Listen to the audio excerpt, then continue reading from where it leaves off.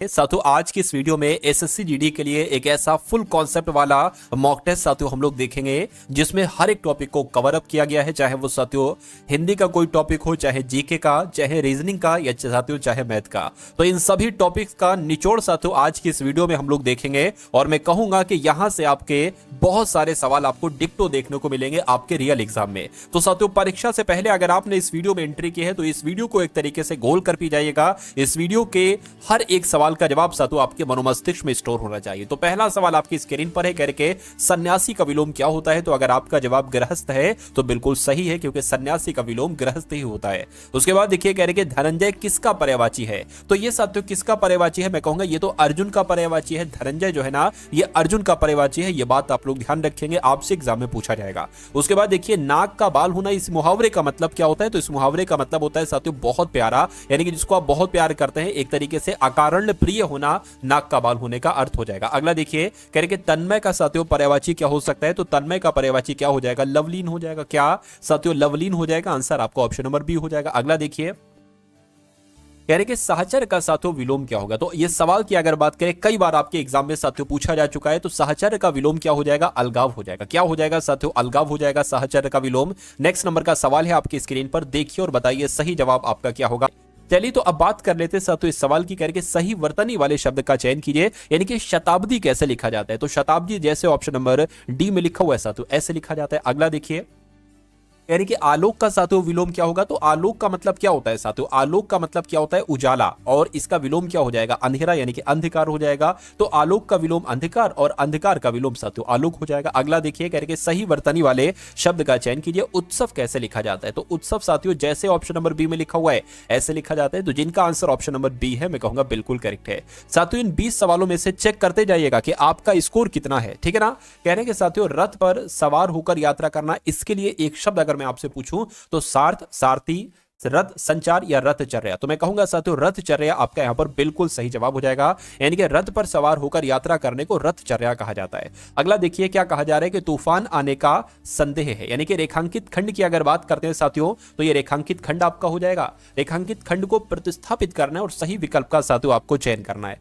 तो तूफान आने का संदेह होता है, या तूफान आने की सूचना है, या तूफान आने का मन है, या तूफान आने का भय, क्या यहां पर साथियों हो सकता है, ये आपसे कुल मिला के यहां पर साथियों पूछा जा रहा है। देखिए और बता दीजिए आपका राइट आंसर क्या होगा।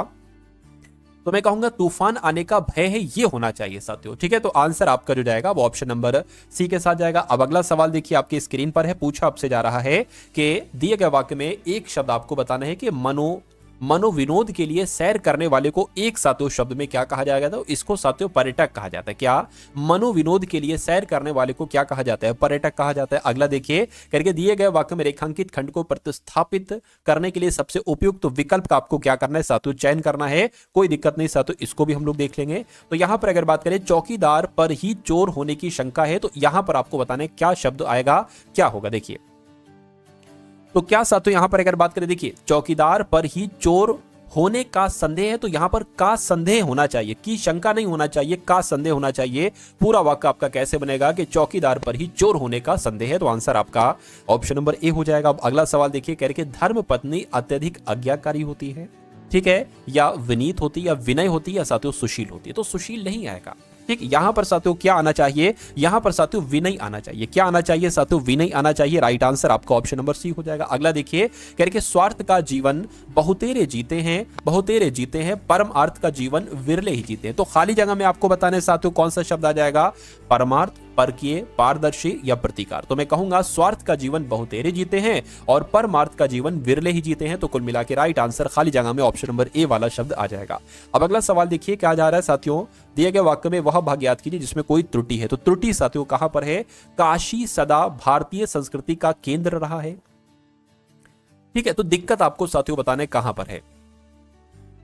चलिए देखिए काशी अगर यहां पर बात करते हैं कि दिक्कत आपको यहां पर साथियों कहां पर लग रही थी कि काशी सदा भारतीय संस्कृति का केंद्र रही है, ये होना चाहिए। क्या साथियों केंद्र रही है ये होना चाहिए। तो मैं कहूंगा केंद्र रहा है नहीं होना चाहिए, केंद्र रही है ये होना चाहिए, ठीक है ना। तो आपका right answer option number D हो जाएगा, क्योंकि काशी एक स्त्रीलिंग शब्द है, ठीक है। तो उसके साथ रहा है थोड़ी ना आएगा, रही है आएगा। अगला सवाल देखिए आपकी स्क्रीन पर कह रहे रिक्त स्थान की पूर्ति के लिए सबसे उपयुक्त शब्द का चयन कीजिए।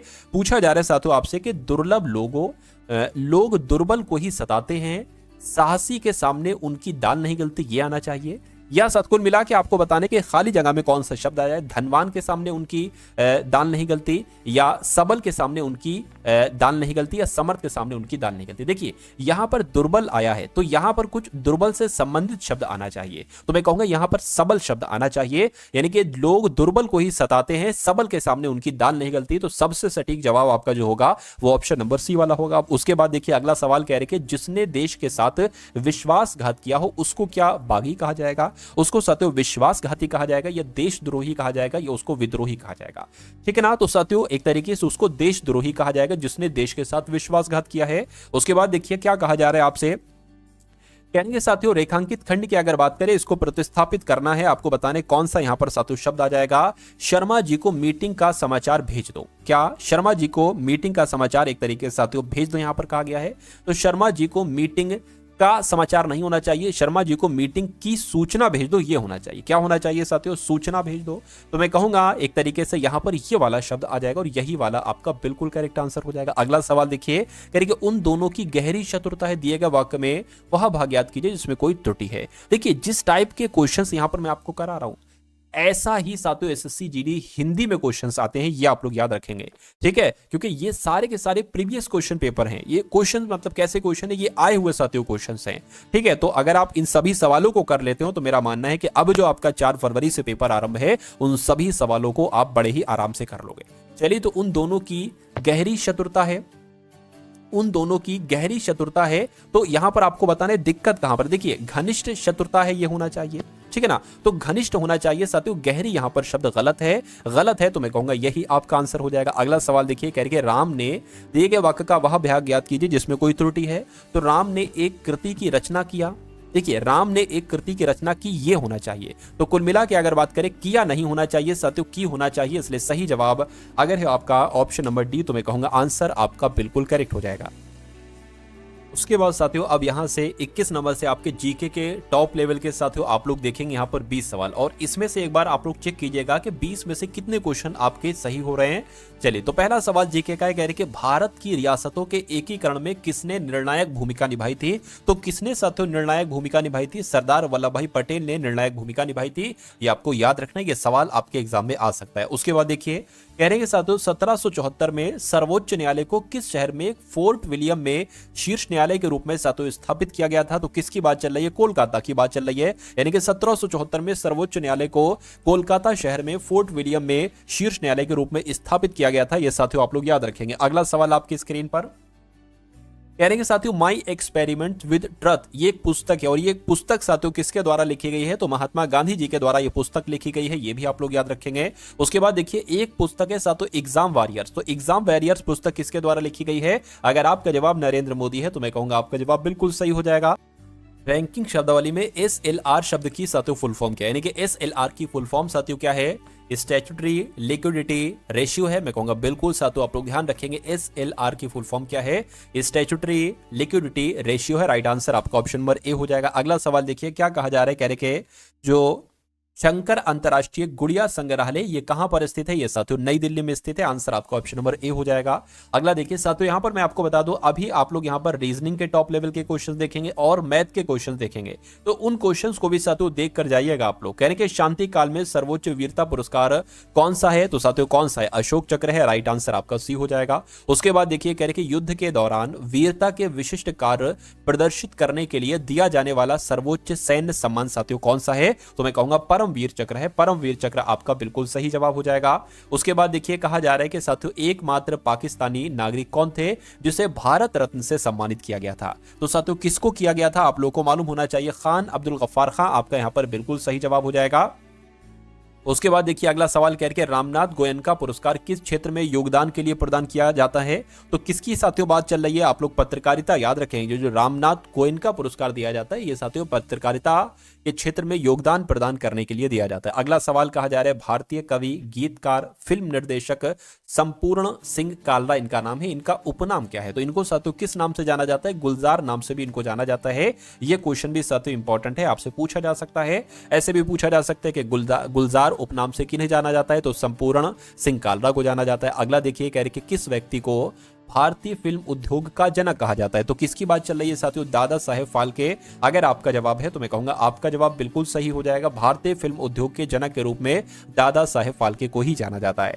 उसके बाद देखिए कहा जा रहा है अंतरराष्ट्रीय पर्वतीय दिवस किस तारीख को मनाया जाता है? तो किस तारीख को मनाया जाता है साथियों? 11 दिसंबर को अंतरराष्ट्रीय पर्वतीय दिवस मनाया जाता है। राइट आंसर आपका ऑप्शन नंबर ए हो जाएगा। उसके बाद देखिए कहने कि विश्व जनसंख्या दिवस साथियों कब मनाया जाता है? तो आपको मालूम होना चाहिए 11 जुलाई को साथियों विश्व जनसंख्या दिवस मनाया जाता है। अभी आपने देखा अंतरराष्ट्रीय पर्वतीय दिवस कब मनाया जाता है, तो मैंने आपको बताया था साथियों 11 दिसंबर को। अभी मैंने आपको बताया विश्व जनसंख्या दिवस कब मनाया जाता है, तो 11 जुलाई को मनाया जाता है। उसके बाद देखिए अगला सवाल पूछा जा रहा है कि भारत रत्न प्राप्त करने वाले किस व्यक्ति का जन्मदिन इंजीनियर दिवस के रूप में साथियों मनाया जाता है? तो ये बहुत अच्छा क्वेश्चन है, तो आप लोग ध्यान रखेंगे। एम विश्वेश्वरैया की अगर बात करते हैं, भारत रत्न प्राप्त करने वाले जो विश्वेश्वरैया जी थे, इनका जन्मदिन इंजीनियर दिवस के रूप में मनाया जाता है। राइट आंसर आपका ऑप्शन नंबर बी हो जाएगा। अगला सवाल देखिए, यानी कि निम्नलिखित में से कौन विश्व विरासत स्थल नहीं है? तो इनमें से कौन कौन सा तो विश्व विरासत स्थलों की सूची में शामिल हैं? तो आगरा का किला शामिल है, बिल्कुल सही। अजंता की गुफाएं हैं, बिल्कुल हैं।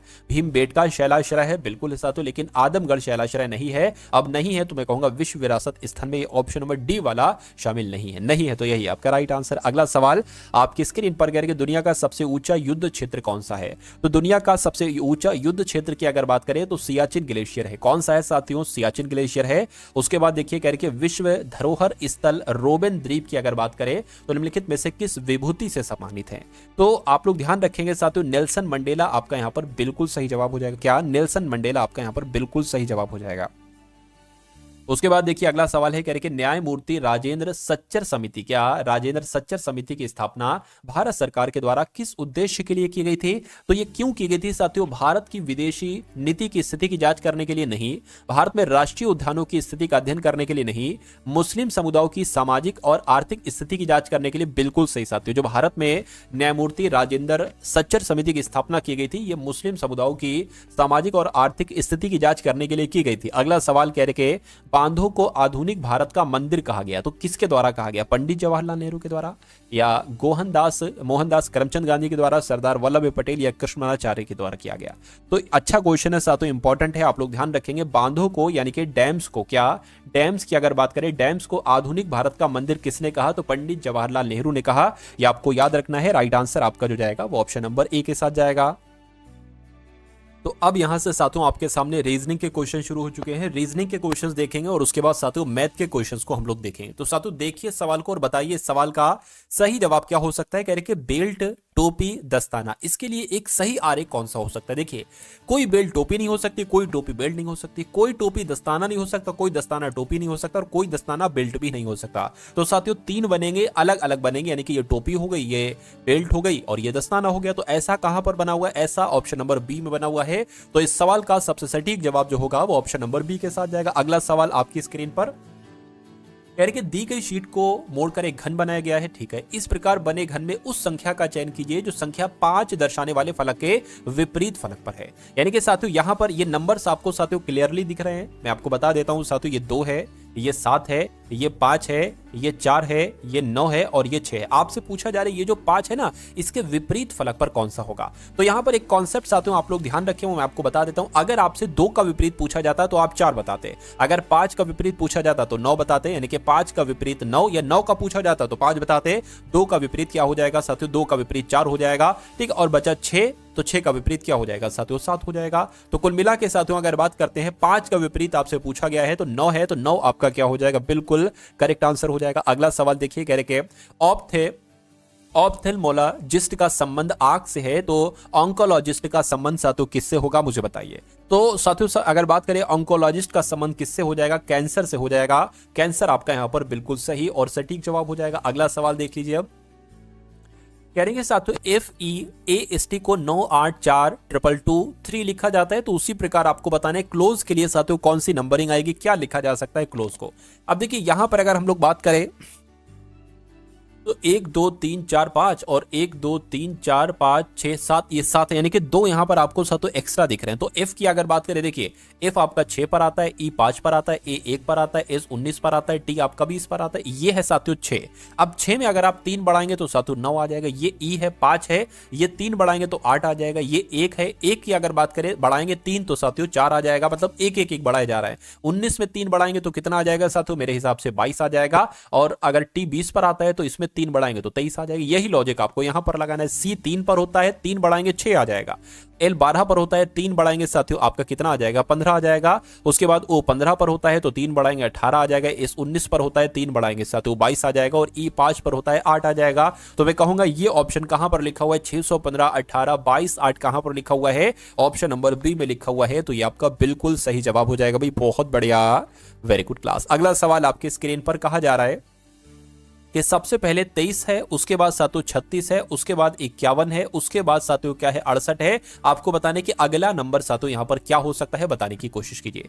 देखिए यहां पर अगर हम लोग बात करें कि 23 से 36 कैसे हुआ है, अगर सातों 23 में आप 13 जोड़ देते हो तो कितना 36 बन जाएगा। अगर 36 में कितना जोड़ दो 51 बन जाएगा, मैं कहूंगा 15 जोड़ दो 51 बन जाएगा। 51 में कितना जोड़ दो 68 बन जाएगा, मैं कहूंगा 17 जोड़ दो 68 बन जाएगा। अब इसमें कितना जोड़ना पड़ेगा कि यह नंबर आपको प्राप्त हो जाए। देखिए 13 14, उसके बाद नहीं 15, 16 नहीं 17, 18 नहीं 19 आ जाएगा यहां पर। यानी कि 68 और 19 आपको जोड़ना है तो 8 और 9 कितना हो जाएगा 17, और साथियों ये 7 और 8 यानी कि 87 यहां पर आ जाएगा। तो 87 साथियों ऑप्शन नंबर ए में है, इसलिए आपका सही जवाब जो जाएगा वो ऑप्शन नंबर ए के साथ ही जाएगा। और जिनका भी आंसर ऑप्शन नंबर ए है तो बिल्कुल करेक्ट है। साथियों इन सभी सवालों को आप बहुत तेजी के साथ करने की कोशिश कीजिए, क्योंकि एग्जाम में आपके पास बहुत कम समय होगा, इसलिए जितनी ज्यादा से ज्यादा प्रैक्टिस करेंगे ना उतनी ज्यादा से ज्यादा आपकी स्पीड तेज हो जाएगी। अगर मान लीजिए अभी आपका एक सवाल साथियों 60 सेकंड में हो रहा है, जब ज्यादा से ज्यादा प्रैक्टिस करोगे ना तो यही 60 सेकंड से साथियों 40 सेकंड में भी आप सवाल को कर सकते हो। और कुछ देखिए सवाल अपने, कुछ सवाल ऐसे भी होते हैं जो 30 सेकंड में हो जाते हैं, कुछ सवाल ऐसे भी होते हैं जिनको करने के लिए साथियों 90 सेकंड तक लगते हैं, ठीक है ना। कुछ 120 सेकंड तक लगते हैं यानी कि 2 मिनट तक लगते हैं, और कुछ सवाल आपके 30 40 40 45 सेकंड में हो जाते हैं, ठीक है। चलिए तो अब यहां पर अगर बात करें, कह रहे हैं कि DMGU है, उसके बाद AJDO है, उसके बाद XGAI आ गया। आपको बताने कि उसके बाद यहां पर 3 कौन से लेटर आएंगे और उसके बाद RAUA ही आना चाहिए। चलिए तो अब यहां पर अगर बात करें, देखिए ये D है, D से A बना है, मैं कहूंगा D में जब 3 माइनस किया जाएगा तो A बनेगा। अब ए में कितना माइनस किया जाए साथियों तो एक्स बनेगा। मैं कहूंगा अगर हम 3 इसमें भी माइनस कर देते हैं तो एक्स बन जाए। कैसे, ए से पहले जेड, जेड से पहले वाई, वाई से पहले डब्ल्यू और उससे पहले एक्स। तो यहां पर भी हमें 3 माइनस करना पड़ेगा। 24 पर आता है ये एक्स, 3 माइनस करेंगे 21 आ जाएगा। और 21 पर क्या होता है साथियों यू होता है, तो एक तो यू यहां पर है, एक यहां पर है। अब एम से जे हुआ है, एम 13 पर होता है, जे 10 पर होता है, यहां पर भी 3 घटाया गया है। जे 10 पर होता है, जी 7 पर होता है, यहां पर भी 3 घटाएंगे। तो जी में जी 7 पर होता है, 3 घटाएंगे तो 4 आ जाएगा। यानी कि 4 की अगर बात करते हैं तो डी होता है। तो यूडी कहां पर लिखा हुआ है, यूडी सिर्फ और सिर्फ ऑप्शन नंबर सी में लिखा हुआ है। क्या बाकी में भी 3 घटाया जा रहा है, देख लीजिए साथियों 3 ही घटाया जा रहा होगा। तो कुल मिला के आपका राइट आंसर, देखिए अब हम नहीं, हमें यूडी मिल गया ना, तो हमें अब अगला ये चेक करने की जरूरत क्या। अगर आप यहां प्रैक्टिस कर रहे हो तो कोई दिक्कत नहीं, पूरा चेक करो, लेकिन एग्जाम में ये गलती ना कीजिएगा। आपको अगर आंसर मिल गया है तो आपको टिक लगाना और आगे बढ़ना है, कोई दिक्कत नहीं है, ठीक है। अगला सवाल देखिए आपकी स्क्रीन पर, अच्छा सवाल आपकी स्क्रीन पर आ चुका है। चलिए तो कहने के 7 मित्र है ABCDEFG, एक पंक्ति में उत्तर की ओर मुंह करके बैठे। तो एक पंक्ति हो गई, 7 लोग हैं, तो 1 2 3 4 5 और एक 6 और एक साथियों 7 हो गए। 1 2 3 4 5 6 7 हो गए। बी पंक्ति के मध्य में नहीं बैठे, यानी कि बी यहां पर नहीं बैठा है, ठीक है। ए बी के दाईं ओर दूसरे स्थान पर बैठा है और डी एफ के बाईं ओर दूसरे स्थान पर बैठा है। अब देखिए हमें इस तरीके के सवालों को करने के लिए कॉमन वाली टेक्निक अपनाना होगी। ये टेक्निक की अगर बात करें कैसे ये टेक्निक होती, अगर आप इस लाइन को सबसे पहले यहां पर लिखना चाहते हो तो देखो यहां पर ए है और बी है, क्या ए बी कहीं और आपको मिल रहा है, देखिए जरा यहां पर मिल रहा है नहीं, यहां पर क्योंकि हमें आसानी हो जाएगी साथियों, यहां पर मिला नहीं, यहां पर साथियों मिल रहा है ए बी हमें, ठीक है। तो अभी सबसे पहले ये वाली लाइन सॉल्व करोगे, ये वाली और उसके बाद जस्ट ये वाली लाइन सॉल्व करोगे। ये नहीं देखोगे, कैसे करोगे मैं आपको बता रहा हूं। देखिए यानी कि बी के दाईं ओर दूसरे स्थान पर ए है, तो अगर मान लेते साथियों बी आपका यहां पर है, कहीं पर भी बी को मान लो कोई दिक्कत नहीं, बी के दाईं ओर दूसरे स्थान पर यानी कि 1 और 2, तो दूसरे स्थान यानी कि यहां पर साथियों ए हो जाएगा। अब इसको देखो, यानी कि बी और ए के बीच में ई बैठा है, यानी कि बी और ए के बीच में ई बैठा है, हो गए ना। 7 मित्र में से 3 लोग आपने बिठा दिए, बी ई ए हो गया। अब देखिए अब कह रहे हैं साथियों डी जो है ना, डी ये एफ के बाईं ओर दूसरे स्थान पर बैठा है। तो अब हम डी कहां पर बैठा लें? ठीक है, तो अगर बात करते हैं साथियों, ठीक है, डी एफ के बाईं और दूसरे स्थान पर बैठा है, तो अगर मान लीजिए डी यहां पर बैठा ले, कहां पर, या एक काम करिए, ठीक है, देखिए डी की अगर बात करें, ये एफ के बाईं और दूसरे स्थान पर बैठा है, तो साथियों एक, और साथियों ये आपका, तो एक सेकेंड, एक, और यहां पर क्या बैठ जाएगा, एफ बैठ जाएगा। ये बात साथियों क्लियर है? बिल्कुल क्लियर है। एक सेकेंड, अच्छा बाएं का कहा गया है, एफ के बाईं ओर, तो एफ की अगर बात करें, एफ यहां पर आएगा भाई साहब, एफ के बाईं ओर दूसरे स्थान पर डी बैठा है, ये हो गया करके एफ के बाईं ओर, एफ के बाईं ओर ठीक बगल में कौन बैठा है, जी बैठा है, तो जी साथियों यहां पर बैठ जाएगा, यानी कि डी, ठीक है, जी एफ ये हो गया, ठीक है। उसके बाद कह रहे हैं कि साथियों जी के दाईं और दूसरे स्थान पर सी बैठा है, जी कहां पर, यहां पर, यानी कि एक खाली जगह यहां पर छूटेगा और सी यहां पर आएगा। तो मैं कहूंगा ये अगर बात करें थोड़ा सा, अगर ये इधर कर दें, क्या कहने का मतलब समझिए, बी ई ए, और यहां पर एक चीज ये भी कही गई थी ऊपर को कि बी पंक्ति के मध्य में नहीं बैठेगा। अगर हम साथियों बी ई ए को इधर बैठा लें, ठीक है, तो ये यहां पर आ जाएगा। अगर हम इधर को बैठा ले, तो एक काम साथियों ये करिए, बी ई ए है ना, बी ई ए, तो बी मान लीजिए यहां पर बैठा देते हैं, ई यहां पर बैठा देते हैं, और ए यहां पर बैठा देते हैं, और ये चार लोग हैं ना, चारों को साथियों यहां पर बैठा देंगे, डी जी एफ और साथियों सी। ये बात क्लियर है? पंक्ति के मध्य में कौन बैठा है, तो पंक्ति के मध्य में कौन बैठा है साथियों, जी बैठा है, यानी कि B E A D G F C, तो डी बैठा है, डी आपका क्या हो जाएगा, डी आपका साथियों बिल्कुल करेक्ट आंसर हो जाएगा। इसको एक बार और देखिएगा आप, जैसे मैंने आपको समझाया है, इसको एक बार और आप लोग देखिएगा तो और अच्छे तरीके से आपकी मजबूती आ जाएगी इस सवाल में। खैर, अब उसके बाद देखिए अगले नंबर का सवाल है, करके इसमें से एक असंगत है, ऑप्शन एक है, मतलब एक ऑप्शन में अलग लॉजिक लगा है, वो आपको बताना है। चलिए, तो यहां पर अगर बात करें इस सवाल को साथियों कैसे करेंगे, ये मैं आपको बता देता हूं। देखिए, ओ होता है 15 पर, क्यू होता है 17 पर, यू होता है 21 पर, बी होता है साथियों 2 पर, बी किस पर होता है, बी साथियों अगर बात करते हैं 2 पर होता है, ठीक है, ये बात क्लियर। इसकी अगर बात करें, एम होता है 13 पर, ओ होता है 15 पर, एस होता है 19 पर, वाई होता है साथियों 25 पर। इसकी अगर बात करें, बी 2 पर, डी 4 पर, एच 8 पर, एन साथियों 14 पर होगा। जेड की अगर बात करें 26 पर, बी 2 पर, एफ साथियों 6 पर, एल आपका 12 पर। अब आपको देखना है सबसे अलग यहां पर साथियों कौन सा आपको नजर आ रहा है, इतनी सी बात देखना। देखिए यहां पर साथियों 26 से 2 हो गया, यानी कि Z से B हो गया, तो मैं कहूंगा कहीं ना कहीं 2 बढ़ाया गया है, A और B 2 बढ़ाया गया है। यहां पर अगर बात करते हैं साथियों 4 बढ़ाया गया, यानी कि पहले 2 बढ़ाया गया, फिर 4 बढ़ाया गया और फिर 6 बढ़ाया गया, यहां पर 6 बढ़ाया गया। यहां पर अगर बात करें 2 बढ़ाया गया, यहां पर 4 बढ़ाया गया, ठीक है, यहां पर साथियों कितना 6 बढ़ाया गया, ठीक है, यानी कि जो यहां पर लॉजिक है वही लॉजिक यहां पर है। अब इसको देखिए साथियों 2 बढ़ाया गया, ठीक है, यहां पर 4 बढ़ाया गया, ठीक है, यहां पर 6 बढ़ा देंगे, बिल्कुल साथियों जो यहां पर लॉजिक वो यहां पर लॉजिक वही लॉजिक यहां पर। इसमें क्या अलग है जरा देखिए, इसमें 2 बढ़ाया गया, ठीक है, 17 से 21 हुआ है साथियों, 4 बढ़ाया गया है, बिल्कुल सही, बहुत बढ़िया। 21 से यहां पर 2 कर दिया, भाई 21 से 2 कैसे हो सकता है? 21 से 2 करने का मतलब एक तरीके से साथियों क्या है, देखिए 22, 23, 24, ठीक है, 25, 26 और फिर ये ए आ जाएगा, एक ए और फिर साथियों बी। कितना बड़ा है यहां पर, 1, ठीक है, 2, 3, 4, 5, 6, 7, यहां पर साथियों 7 बड़ा है, ध्यान दीजिए, और यहां पर सब में 6 बढ़ रहा है, तो सबसे अलग कौन सा हो जाएगा, सबसे अलग आपका ऑप्शन नंबर डी वाला हो जाएगा, और यही आपका बिल्कुल सही जवाब हो जाएगा। भाई बहुत बढ़िया, वेरी गुड क्लास। अब अगला सवाल देखिए, कहा जा रहा है कि गेंदा का फूल से वही संबंध है जो जौ का डंडलों से है, दालों से है, मसालों से, अनाजों से। देखिए गेंदा क्या है, गेंदा एक फूल है, तो मैं कहूंगा जौ क्या है, जौ साथियों अनाज की श्रेणी में आता है, जौ एक अनाज होता है, तो आपका राइट आंसर क्या हो जाएगा, ऑप्शन नंबर डी अनाज हो जाएगा। अगला सवाल देखिए आपकी स्क्रीन पर है, इस सवाल को देखिए साथियों और मुझे बताइए कि आपका राइट आंसर क्या हो सकता है। कह रहे कि 5 मित्र हैं, PQRST, एक बस में यात्रा कर रहे हैं, सभी एक के बाद एक 5 अलग अलग पंक्तियों में एक ही दिशा की ओर मुख करके बैठे हुए हैं, ठीक है। तो मान लेते हैं साथियों एक बस है, ये एक ऐसी ये बस हो गई, क्या हो गई, ये एक बस हो गई, और यहां पर अगर बात करें 1 सीट 2 सीट कितनी है, 5 है ना, तीसरी सीट, चौथी सीट, 5वीं सीट, ऐसे करके हम बना लेंगे, ठीक है, कोई दिक्कत नहीं है। अब कह रहे हैं साथियों कहने के पी जो है ना ये एस के ठीक आगे बैठा है, पी। अब यहां पर भी आपको कॉमन वाला मैटर देखना पड़ेगा, एक कॉमन कहां पर मिल रहा है। देखिए अगर बात करें PS अगर आप यहां से लेते हो तो देखिए कुछ और आपको क्या मिल रहा है। अगर आप यहां से TQ लेते हो तो T यहां पर आपका कॉमन मिल रहा है, तो सबसे पहले इसको आप सॉल्व करिए। देखिए Q के पीछे कौन बैठा है, T बैठी है, तो अभी हम रफली बना लेते हैं साथियों। Q मान लीजिए ये आपका यहां पर हो गई, ठीक है ना, Q के पीछे कौन है साथियों, T है, ठीक है, कोई दिक्कत नहीं। अब इस पे आ जाओ, यानी कि R के आगे बैठा है T, यानी कि T जो बैठा है वो R के आगे बैठा है, तो R के आगे हमने इसको बैठा दिया, यानी कि 3 हमारी क्लियर हो गई।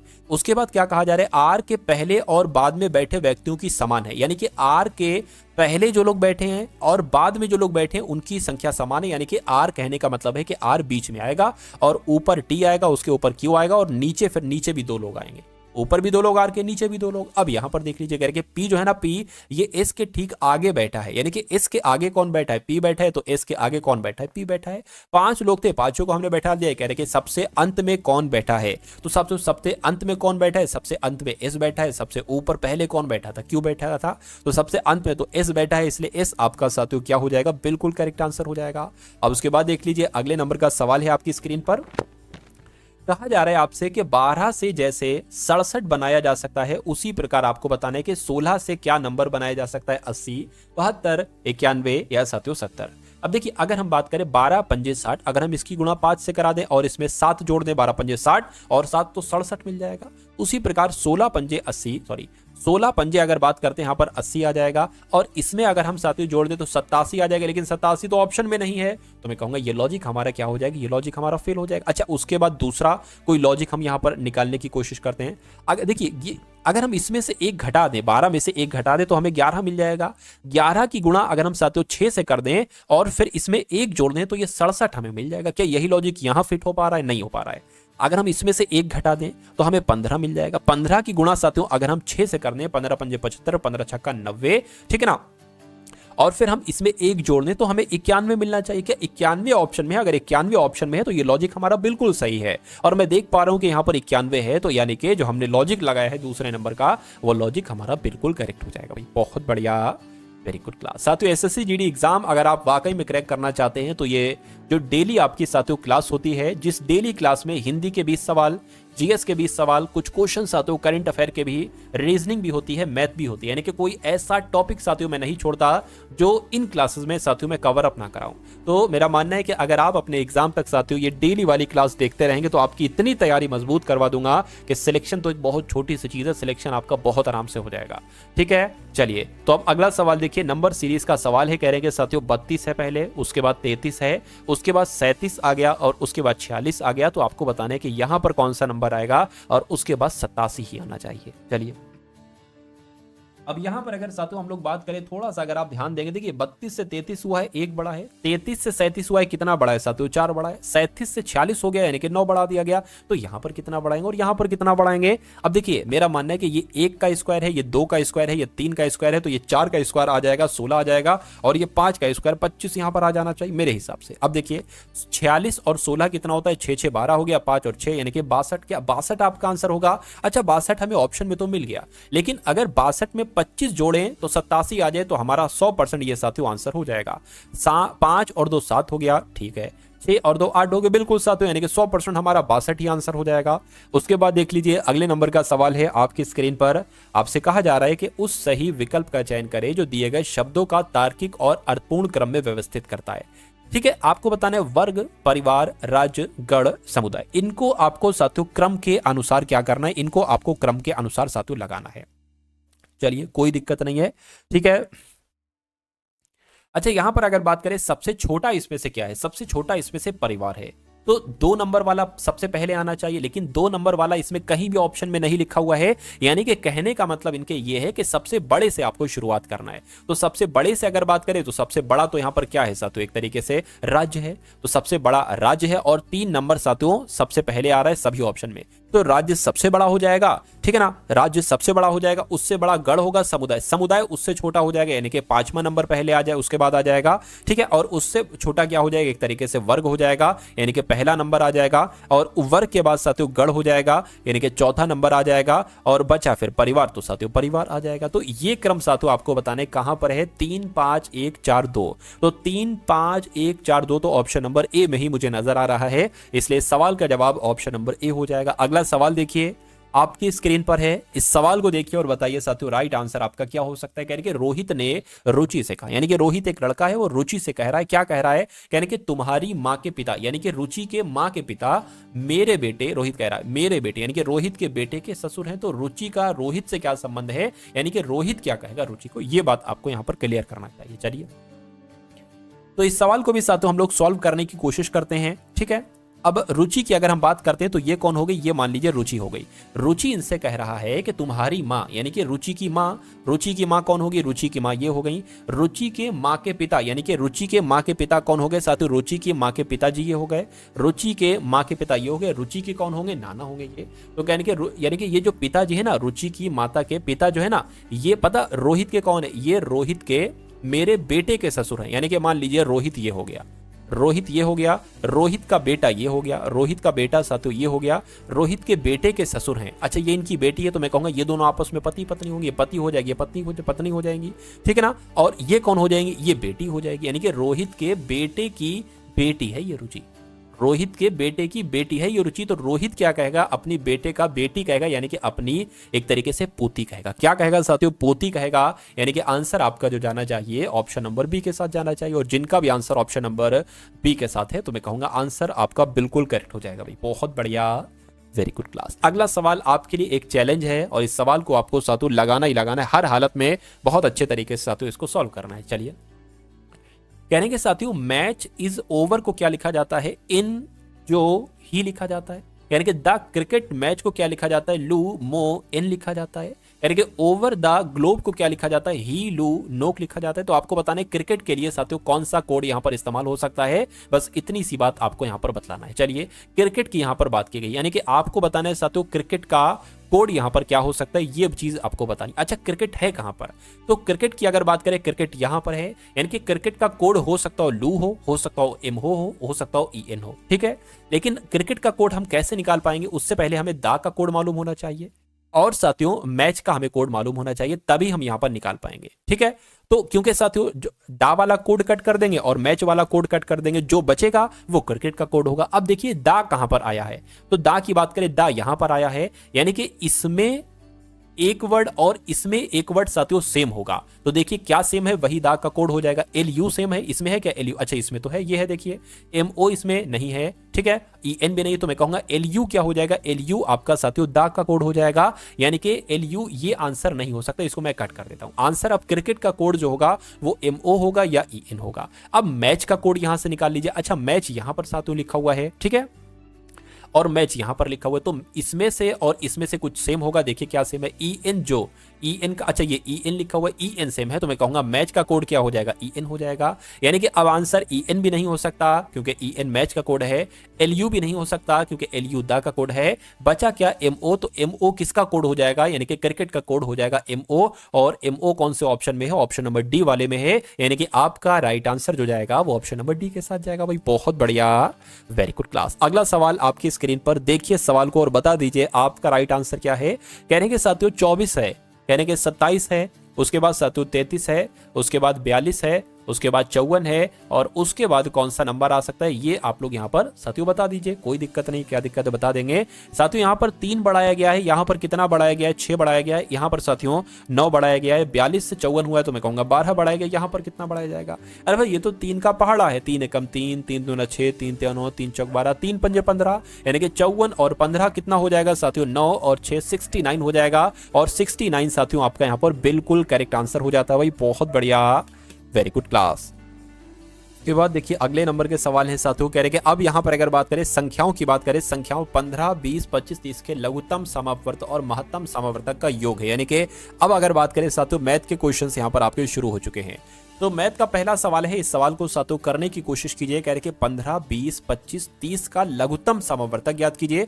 तो अगर हम साथियों 15, 20, 25 का क्या 25 का और 30 का साथियों एलसीएम ज्ञात करें सबसे पहले, और उसके बाद इधर को क्या ज्ञात कर लें, इनका महत्तम समावर्त यानी कि इनका एचसीएफ ज्ञात कर लें, किसका 15 का 20 का और साथियों 25 का और 30 का। उसके बाद जो निकलेगा एलसीएम और एचसीएफ उनका योग करा देंगे, उनको जोड़ देंगे। देखिए अब यहां पर समझ जाइए, ये साथियों एलसीएम ज्ञात करेंगे और ये इधर का एचसीएफ ज्ञात करेंगे। आप फर्क देखिएगा, अब सबसे छोटी नंबर से ज्ञात कर लीजिए, 2 से कट करेंगे 15 का 15 आ जाएगा, नहीं कट होगा। 20 की अगर बात करें तो साथियों 10 यहां पर आ जाएगा, 2 एकम 2 और 0 लग गया। 25 नहीं कटेगा, इसे लिख दीजिए, 30 कटेगा 15 आ जाएगा। 2 से और कट कीजिए, 15 का 15 आ जाएगा, ठीक है, ये 5 आ जाएगा, 2 पंजे 10, 25 नहीं कटेगा, इसे लिख दीजिए, और ये आपका आ गया। अब 2 से कट होगा नहीं कोई नंबर, तो 3 लगाइए, 3 पंजे 15 हो गया, 5 लिख दिया, ठीक है। 25 भी नहीं कटेगा, 15 कटेगा, यहाँ पर 5 आ गया। अब 5 से कटेगा साथियों, 5 एकम 5, 5 एकम 5, 5 एकम 5, 5 पंजे 25, 5 से एक बार और कट कर लीजिए 5, तो ये क्या आ गया, 2 गुणा 2 गुणा 3, 2 गुणा 2 और गुणा 3 गुणा 5 और साथियों गुणा 5, ये वाले नंबर लिखे हैं।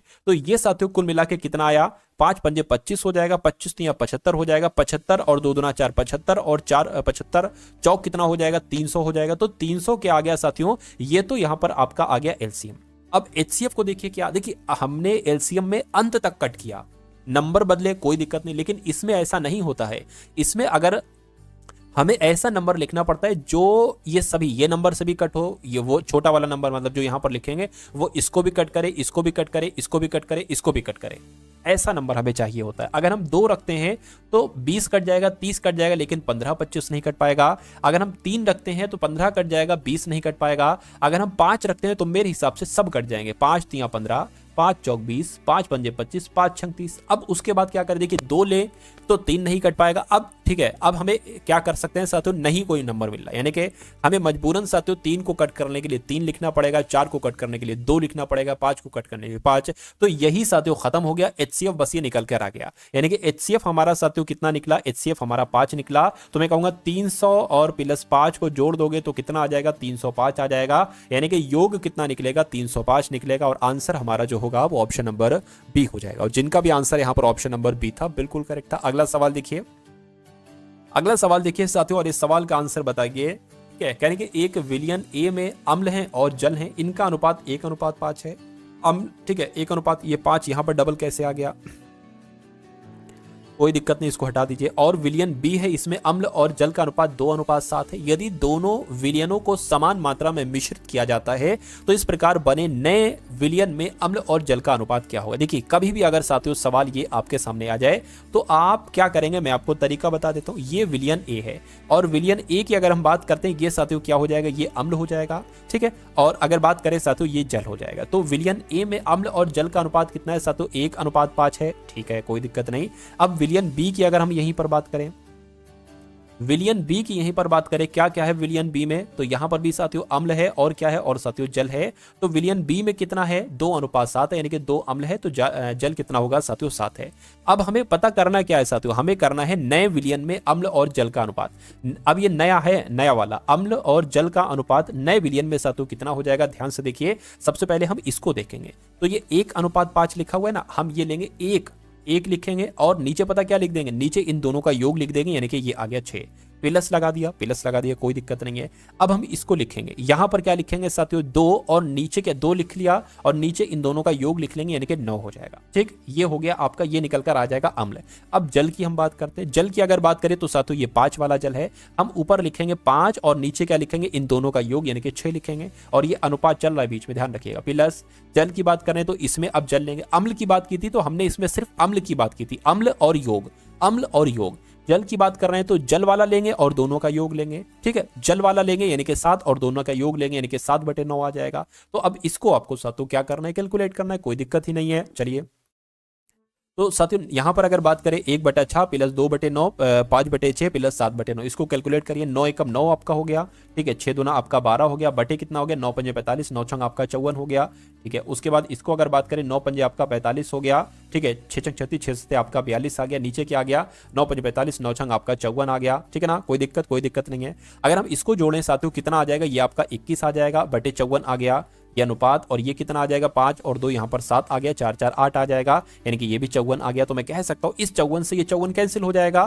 तो यहाँ पर अगर बात करें साथियों अम्ल और जल का अनुपात क्या आ जाएगा, अम्ल और जल का अनुपात आ जाएगा 21:87 आ जाएगा। कितना साथियों, 21 और ये 87 आ गया। क्या ये और कट सकता है, अगर और कट सकता है तो एक बार कट करके देखिए। तो अगर 3 से कट करेंगे 3 सत्ते 21 हो जाएगा, इसको 3 से कट करेंगे 3 दूना 6 और 2 जाएगा 3 नीम 27 हो जाएगा, यानी कि 7:29 के आ जाएगा। ये साथियों आपका आंसर आ जाएगा 7:29 जो है ये अम्ल और जल का अनुपात आ जाएगा। यही आपका राइट आंसर हो जाएगा। आंसर जिनका ए है मैं कहूंगा आंसर आपका बिल्कुल करेक्ट है। अगला सवाल देखिए, अगला सवाल देखिए साथियों और बताइए राइट आंसर करके 5 सबसे छोटी अभाज्य संख्याओं का औसत क्या होगा। तो अभाज्य संख्याएं की अगर देखिए 5 सबसे छोटी अभाज्य संख्या, पहली सबसे छोटी अभाज्य संख्या 2 है, दूसरी अभाज्य संख्या 3 है, उसके बाद साथियों 5 है, उसके बाद 7 है, उसके बाद 11 है। क्योंकि औसत पूछा गया है तो सबको हमें जोड़ना पड़ेगा। और टोटल कितनी संख्या है, 5 संख्या, और इसको हमें 5 से भाग देना पड़ेगा। तो इसको जोड़िए जरा, कितना आ जाएगा साथियों, ये आपका 5 आ गया, 5 5 10 आ गया, 10 ये 17 हो गया, 17 और आपका 18 28/25 आ गया। इसको कट करेंगे साथियों, 5 पंजे 25 हो जाएगा, पॉइंट लगाएंगे, इसमें से जो 3 बचा ना उसमें 0 लग जाएगा, 5 छंग आपका साथियों 30 हो जाएगा, यानी 5.6 आपका यहाँ पर बिल्कुल सही जवाब हो जाएगा। और ऐसा कहां पर लिखा हुआ है? ऐसा साथियों ऑप्शन नंबर बी में लिखा हुआ है भाई। बहुत बढ़िया, वेरी गुड क्लास। चलिए साथियों अब उसके बाद देख लीजिए, कह रहे हैं कि एक वस्तु का अंकित मूल्य कितना बताया गया है साथियों? 750 बताया। एक वस्तु का अंकित मूल्य कितना बताया गया? 750 बताया गया है। उसके बाद लिखा हुआ है कि यदि इसे 16% की छूट पर बेचा जाता है तो इसका विक्रय मूल्य इसके क्रय मूल्य के 3/2 हो जाता है। ठीक है, वस्तु का क्रय मूल्य साथियों क्या है? देखिए इस सवाल की अगर बात करें, इस सवाल बहुत अच्छा और बहुत प्यारा सवाल मुझे लग रहा है। यानी कि वस्तु का अंकित मूल्य कितना बताया गया है साथियों? 750 बताया गया है और इस पर 16% की छूट दी गई है। तो मैं कहूंगा 16% की 750 अंकित मूल्य लिखा है, 16% की छूट दी गई है, यानी कि इसको साथियों 84% में बेचा गया है। अगर किसी वस्तु को 10% पर छूट पर बेचा जाता है तो उसको 90% में बेचा जाता है। तो उसी प्रकार 100 में से 16 माइनस करोगे 84 आ जाएगा। इसको जब कैलकुलेट करोगे तो एक तरीके से अगर बात करें, इस एक जीरो से ये एक जीरो कैंसिल हो जाएगा, 5 दूना 10 हो जाएगा और 5 एकम 5 और आपका 5 पंजे 25 हो जाएगा। 2 से कट करेंगे साथियों कितना आ जाएगा? 2 चौक और 2 दूना, यानी कि 1542 की गुणा जरा कराइए, 1542 की साथियों गुणा जरा कराइए, 15 दूना 30 हो जाएगा, 15 चौक 60 हो जाएगा, 0 3 6 आ गया, यानी कि मैं कहूंगा कि 630 यहां पर आ जाएगा। क्या साथियों? 630 आ जाएगा। एक सेकंड रुकिए, 630 का 630 में आपको साथियों समझा देता हूं। देखिए कितना निकल कर आया, 630 निकल कर आया। और कितना कहा गया था साथियों? 750 अंकित मूल्य था। इस पर जब हमने 16% की छूट दी, यानी कि इसको 84% में बेचा, तो कितना आ गया? 630 रुपए आ गया। यानी कि ये एक 630 के आगे ये साथियों एक तरीके से विक्रय मूल्य ही तो आया है। क्या आया है? ये विक्रय मूल्य ही तो आया है। यानी कि 750 तो अंकित मूल्य था, इतनी छूट दी जाती है तो वो 650 रुपए में वस्तु हम बेचते हैं, जो कि उसका विक्रय मूल्य कहलाएगा। अच्छा, अब यहां पर क्या कहा गया? तो इसका विक्रय मूल्य इसके क्रय मूल्य के 3/2 है। कभी भी अगर ऐसी चीज लिखी हो ना, क्या लिखा हो कि इसका विक्रय मूल्य, क्या लिखा हो कि इसका विक्रय मूल्य जो है ना, विक्रय मूल्य जो है ना, ये क्रय मूल्य के 3/2 के बराबर है। तो क्रय मूल्य यहां पर होगा, बराबर लिखा है तो क्रय मूल्य साथियों यहां पर आ जाएगा। ठीक है, यानी कि अब हमें साथियों क्रय मूल्य का और विक्रय मूल्य का अनुपात पता चल गया कि अगर क्रय मूल्य विक्रय मूल्य 3 है तो क्रय मूल्य 2 होगा। और यहां पर हम विक्रय मूल्य निकाल चुके हैं, यानी कि 3 की जगह पर क्या आ जाएगा? 630 आ जाएगा। कह सकते हैं कि 3x की वैल्यू 630 है तो 2x की वैल्यू क्या होगी? 2x क्या है? ये क्रय मूल्य है और क्रय मूल्य ही आपसे पूछा जा रहा है। तो साथियों अगर 3x की वैल्यू यहां पर 630 बताई गई है तो x की वैल्यू क्या बताई गई है? 3 से कट कीजिए इसको, 3 दूना 6, 3 एकम 3, इतना आ गया। तो 2x की वैल्यू निकाल लीजिए साथियों। ठीक है, 2x की वैल्यू निकाल लीजिए, 0 आ गया, 2 एकम 2, 2 दूना 4, यानी कि 420 क्या हो जाएगा? ये आपका कॉस्ट प्राइस हो जाएगा, यानी कि ये क्रय मूल्य हो जाएगा। 420 आपका बिल्कुल सही और सटीक जवाब हो जाता है। उसके बाद देखिए अगले नंबर का साथियों सवाल करके, एक दुकानदार को 30 वस्तुएं बेचने पर 8 वस्तुओं के विक्रय मूल्य के बराबर लाभ होता है, तो उसका प्रतिशत लाभ साथियों यहां पर आपको क्या करना है? बताना है। ठीक है, इसको देखिए कभी भी अगर इस स्ट्रक्चर में सवाल आता है, बस नंबरिंग वगैरह चेंज होंगी और कोई दिक्कत नहीं होगी और लाभ आपसे पूछा जाएगा। ठीक है, एक दुकानदार 30 वस्तुएं अगर बेचता है तो उसको 8 वस्तुओं के विक्रय मूल्य के बराबर लाभ होता है, यानी कि 8 वस्तुओं के बराबर लाभ होता है। तो यहां पर लाभ कितना निकला? 8 निकला।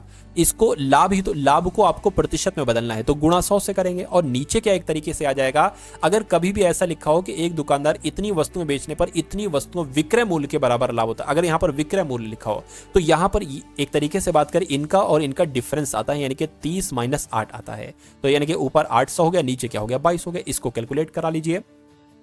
इसको कैलकुलेट कराएंगे साथियों, कैसे कराएंगे? 2 से कट करेंगे, 2 एकम 2, 2 एकम 2 और यहां पर साथियों 400 आ जाएगा। और अगर कट करेंगे साथियों, ठीक है, 11 एकम 11 तिया कितना हो जाएगा? 33 हो जाएगा। 11 तिया 33 हो गया, बचा 7, ये 70 हो गया। 11 छंग आपका कितना हो गया? 66 हो गया, बचा 4, ये आ गया। तो मैं कहूंगा लाभ कितना हो जाएगा? 36 सही 4/11 हो जाएगा। 36 सही 4/11% लाभ कहां पर लिखा हुआ है? ऑप्शन नंबर सी में लिखा हुआ है। तो ये आपका बिल्कुल करेक्ट आंसर हो जाएगा भाई। बहुत बढ़िया, वेरी गुड क्लास। तो साथियों ये क्लास आपको कैसी लगी? यहां पर आप लोगों ने हिंदी देखी, यहां पर जीके देखी, यहां पर रीजनिंग देखी, यहां पर मैथ देखी, यानी कि हर एक चीज साथियों आप लोगों ने देखी। तो अगर आपको पसंद आई हो तो एक लाइक जरूर बनता है। चैनल पर नए हैं तो चैनल को सब्सक्राइब कर लीजिए और एक प्यारे से साथियों कमेंट के माध्यम से बता दीजिए कि क्लास साथियों आपको कैसी